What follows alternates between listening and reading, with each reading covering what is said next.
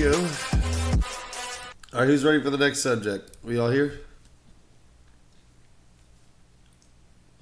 Another 10 or 15 minutes and we'll be done with Yeah, the subject. So the first one was revenue. This one is going to be how you can stream full time. Doesn't mean you have to be a full timer as a like professional. We're trying to make it for money, but this is for the people to have a better mindset, bring the people down to earth, and try to get them into streaming full time. All right, guys. So we're gonna start at the 9:47 mark, which is 5 seconds. So, okay. can you hear me? Yeah, I hear you. All right. So to this subject today is this is how you can stream full time. In my last video, you can see fast ways how to boost your stream for revenue. This one is going to be how you can stream full time. Just how to get yourself in the mindset to be a full time streamer. Doesn't mean you have to necessarily get revenue from it, but this is how you put the full time hours and see progress, in my opinion, from what I've seen. So, and also in the last video, I stated kind of like how I started, but not like the entirety. So, like I said, I started off randomly. There was three things that got me started. I had an ex told me what streaming was. I had people at my job tell me want to watch me because they could see that I was getting a lot of views on my games and streaming off my Xbox. And Mixer was a thing that you could stream off your Xbox, but I didn't know until like 2 weeks in that I was already like technically like a known streamer. So, because I literally didn't know I had a chat box and they thought I was like Post Malone because I had a lot of people that were coming in. And I was a brand new streamer with no cameras. No way I can have this many views. So, me just gaming, doing what I love for so long,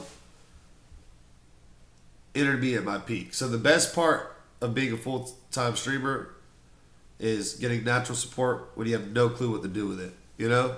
Like, I had so much support that I didn't know what to do with it. And also, I was full-time streaming, but I wasn't getting donations. I wasn't able to get donations because there wasn't like a Twitch affiliate over there. There was no sub button.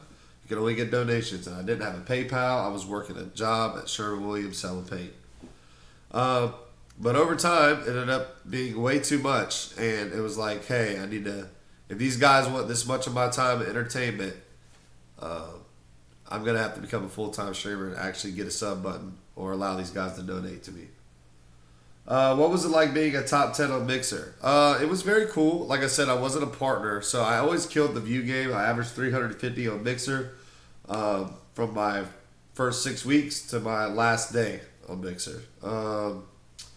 I started off as a zero view streamer, and when I figured out that I had a chat box, I already averaged about 50. But like I said, the views are a little bit different there than it is now, and gaming is totally different now than it was then. Back then, you had to work every single platform to get monetized, guys. So this is what I'm telling you. You really got to listen to this video because it is crazy how much streaming has changed over the years. When I started, you were not allowed to multi-stream. You were only allowed to work on one platform at a time. So I would have to go on Instagram, work on Twitter. I never thought about my first 2 years. I had all those views, and I never thought about plugging the platform or having a YouTube where people can just sub to and stuff. Like, I gradually caught on to it over time. So if you hear this video, this could really put you ahead of the game if you walk in brand new. Make sure you keep your eyes and wits about you when you come into the stream game because I started off as a viewer, a chatter, a random, a nobody, and then it became full-time just like that.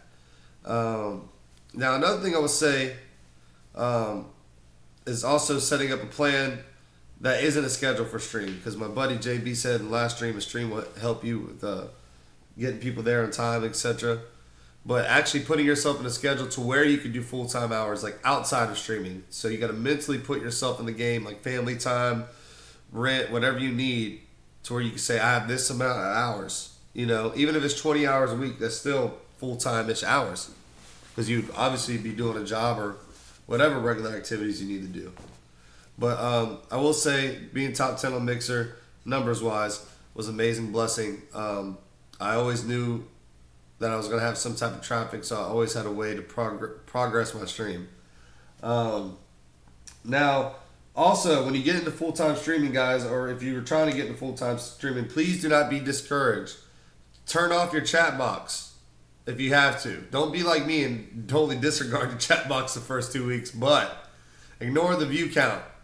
If you don't have a lot of chatters and small views, work on your stream offline to help support other people to where people can come in on their part time and give you full time opportunities. You like that? You like that? That's good. That's premium gas right there. And you should apply that to your streams in the future. How can I grow my community on Twitch? It's a great question. A lot of people have a lot of ways of doing things. My way is different than JB's way. JB's way is different than Joe's way if he was going to do it. So, I might still. yeah, So I'm listening. Yeah. that's good. You My never. homie's trying to get me to use old used system, like his old used PC at his mom's house. That's It awesome. ain't fancy, but it's something. Right. Well, that's what I'm saying. I was an Xbox streamer for two years before I upgraded to a PC, and they were just yelling PC from the first day. So you never know. Never know what transition or what comes up in the future of your gaming life, man. But I would say growing your Twitch community is hard. It's all about the games you play and the time you put in and rating into people and being interactive. But I will say the only way I can really give you a comment on that is how to grow your channel organically, which is I get on stream and I know that I'm probably going to average a certain amount of viewers. I might get 40 or 50 for the day if I get a raid, or depending how active the day is or the time, I know that this many people may come in. But as long as I have a couple chatters and a couple people that actually enjoy what they're watching, I normally pick a game that is lower in view count, but high enough on the playlist. So, like, if you ask 10 people to play these games, one of those games that are lower on the view list is a game that they'll play and enjoyable to watch or possibly jump in. Because you want to have organic viewership on the list, have interaction in your chat, so when the people do see your stream, they have a chance to interact and you have a chance to actually become friends with people. It's better than looking for group posts. It's better than self-promoting yourself. I think that's a good way to grow your Twitch community organically. Does anybody else have questions on how you can stream full time?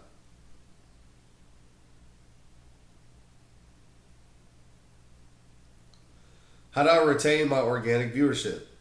So it's hard. Like I said, a lot of people don't realize that I play 6 or 7 games to get my high view count at the end of the stream. And technically, if I play War Thunder for an hour and get 100 viewers, maybe only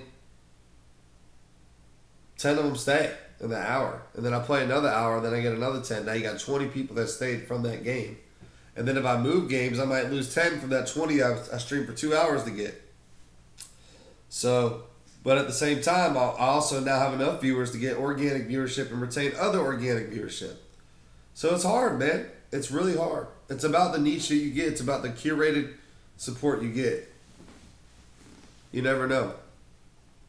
You get a Fortnite community, it's going to be different than a Valorant community. And if you're a variety gamer, sometimes none of those apply. It doesn't even matter. It's about the person you are.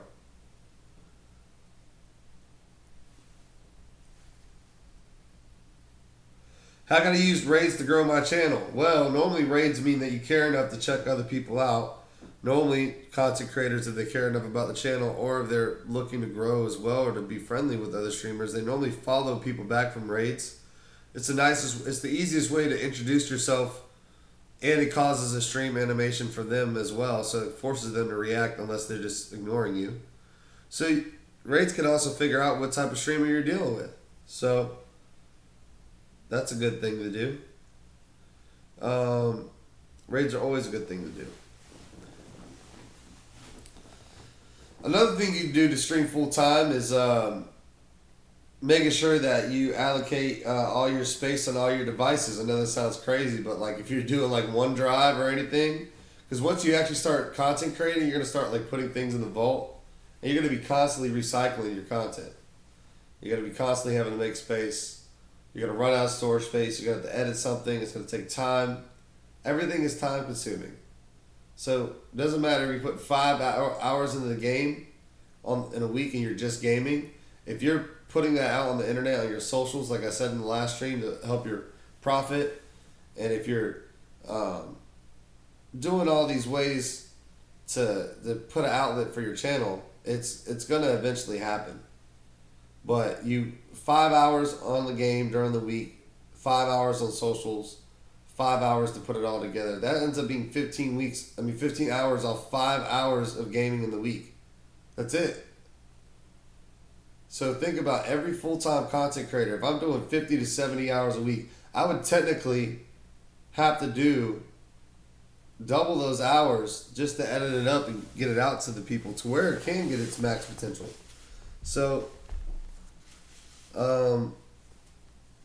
yeah, that's the way you got to keep in mind if you want a full-time stream. How do I deal with haters in chat? That's a little bit different. We'll have to make a segment about that, dealing with adversities in chat, dealing with heated moments in chat. You got to find a friend like Franco that's quick with a ban hammer. Yeah, you get a mod to monetize. I mean, to make sure your monetization is good and to moderate the naysayers. So you got 5 more minutes on this subject. Let's see. I got a question back to chat. If you haven't been a streamer, or if you want to be a streamer, or you are a streamer, so it applies to everybody.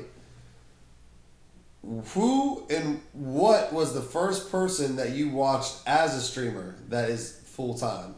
Okay, so even if you don't notice it, a full time streamer is someone like Paul Pierce. You know, he's not streaming video games, but he's streaming his platform, and he's like a podcaster at the same time. You can catch him on ESPN. You know, these guys are also live entertainers. You know. So think about your stream as a bank, but not actually just a bank for your money, but a bank. When you walk into the bank, you're not going to demand money, correct? Or you're going to jail, right? When you walk in the bank, you're going to make sure you got all your information correct so you can pay your bills, correct? So treat this as you would treat your neighbor or your job. But that's my question to you. What was the first full-time streamer that you were able to watch and get a feel for and actually say that this is my type of stuff? This is what I can get with. I support that person. Or I wish I could do this in my own lane. Or I wish I was this creative. So you don't have to necessarily be the most creative person to be a great streamer, to be a full-time streamer. You know, a lot of people piggyback off each other, and a lot of people have vast ideas. You're also not going to be the first, and you're not going to be the last. So the originality does play a big factor in full-time streaming. But at the end of the day, as long as you're being you, you're going to be a great streamer, no matter how much time you put into it. So a couple of my people in chat say Kai Cenat and Quinn69. I know who Kai is. I don't know who Quinn is. But I always love hearing about other content creators that are full-timers as well. But that is the 15-minute point, I think. I do appreciate y'all listening to me go on about this. These are like 10 or 15-minute segments for people that are trying to get their stream up. And my name is Out of Pocket Gaming, better known as OPGTV, the king of the PvP. And hopefully you guys know me, you know. We've been doing this a long time, and I definitely don't have the best editors, and but we never not have the best ideas. We're never not trucking, you know. We're always keeping it going. So if you like what you see, make sure you hit that like, that bell, subscribe. And honestly, man, we can't wait to see you next time. Hell yeah. Thanks for the knowledge. Thank you, Nicholas, for partaking, and same with you, JoJo. Always.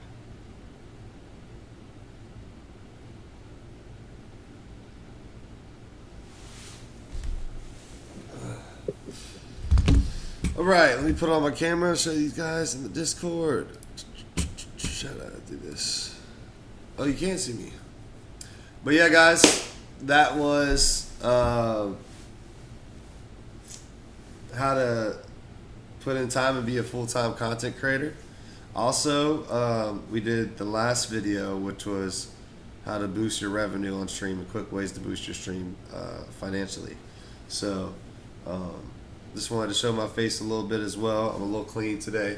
I got my gold polo on, very presentable. Got my new place. Like I said, we're trying to get it together. You guys like the podcast or like the interaction that we have in the channel? I couldn't do it without my friends, as you see there in the Discord and in the chat with me.